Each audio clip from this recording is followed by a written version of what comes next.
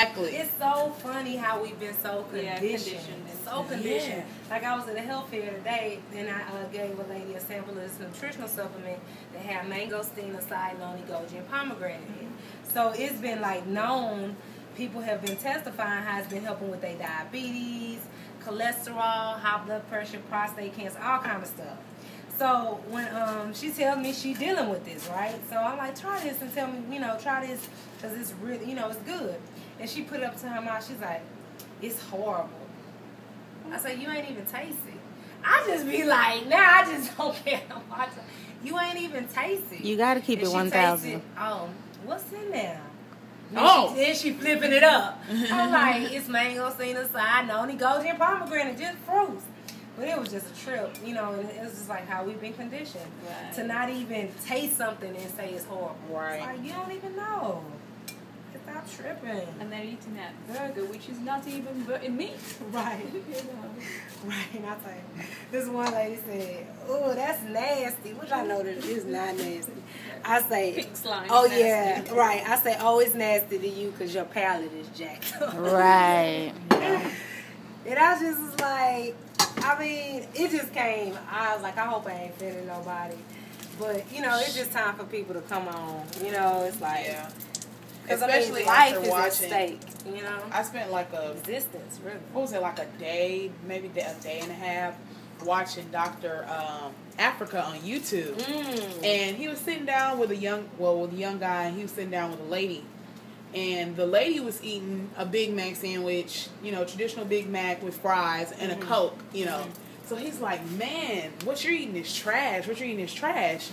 And once he started explaining, because the other guy had bologna, and he's like, yeah, that bologna is, scrappings from the slaughterhouse. Like, once you get informed about what you're putting in your body, you will be completely moved to change your diet. Like, she's like, well, I'm going to die anyway, da-da-da-da-da.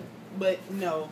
I would much rather live to see 120 than to die because, I've got oil that's been sitting in my arteries for like 30 years. That's real talk. But the thing is, it's not that you're going to die immediately. It's the suffering that you're going to do there before you go. you die. That you put on yourself. Right. And that's what it is with me. God ain't We're all doing going to that. die. Yeah, but it's that suffering that you're going to go through before you actually die. Right. And then my dad would say, when I introduced him to a vegan lifestyle, he was like, I ain't eating that. I've been eating meat all my life. And I'm like, Daddy, you had a heart attack.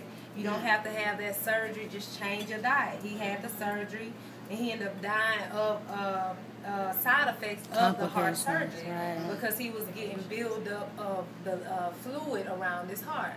But that really hurt me because he didn't listen because he was like, well, that's my destiny. It's my destiny. I'm like, Dad, that ain't your destiny. You write, to a certain extent, your life, your reality.